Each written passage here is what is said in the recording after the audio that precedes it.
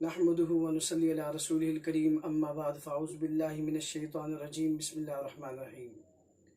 ناظرین کرام، آپ اگر کسی سے تنگ ہیں، پریشان ہیں، دشمنی کی وجہ سے کوئی حاسد ہے، ہاتھ دھو کر آپ کے پیچھے پڑ گیا ہے، یا بار بار آپ کے اوپر جادو کرواتا ہے، یا آپ کے بارے میں کسی قسم کا پروپیگنڈا کرتا ہے، تو دیکھیں اس بات کو مد نظر رکھنا ہے۔ اس عمل میں اگر آپ نے یہ عمل کسی کے لیے نہ حق کیا، ویسے ہی کسی کو تنگ کرنے کے لیے، کسی کی بربادی کے آپ در پہ ہوئے، تو اس عمل کا جو ری ایکشن ہوگا، جو رجت ہوگی، اس کے جواب دہ آپ خود ہی ہوں گے۔ اگر یہ عمل صرف جائز جگہ کرنا، جہاں آپ مجبور ہو جائیں، پریشان ہو جائیں، حد گزر جائے، اور کوئی جادوگر ہے، آپ کے ہاتھ دھو کر پیچھے لگ گیا، بار بار جادو کرتا ہے، کوئی حاسد ہے، بار بار کوئی پروپیگنڈا کرتا ہے اور آپ کو پریشان کرتا ہے، تو اس کے لیے یہ عمل آپ کر سکتے ہیں۔ میری طرف سے اجازت ہے۔ سورہ کوثر شریف کا عمل ہے، اِنَّا أَعْطَيْنَاكَ الْكَوْثَرَ فَصَلِّ لِرَبِّكَ وَانْحَرْ إِنَّ شَانِئَكَ هُوَ الْأَبْتَرُ۔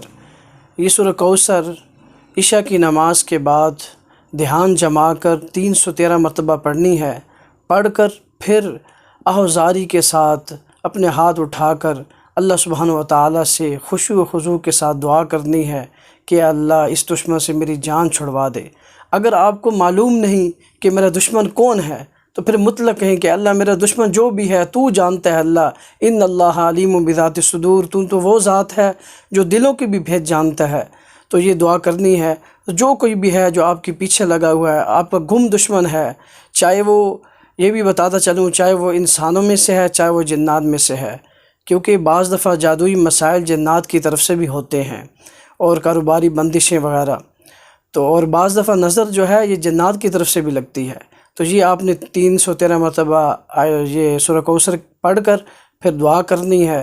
انشاءاللہ 21 دن یہ عمل کر لیں، 21 دن انشاءاللہ اللہ سبحانہ وتعالیٰ کی ذات سے امید ہے دشمن اپنے انجام کو پہنچ جائے گا، یا وہ اپنے اس اپنی شر والی حرکت سے، ضرر والی حرکت سے، اپنے حسد سے باز آ جائے گا، نہیں تو اللہ سبحانہ وتعالیٰ اس کو اس کے انجام تک پہنچا دیں گے۔ السلام علیکم ورحمۃ اللہ وبرکاتہ۔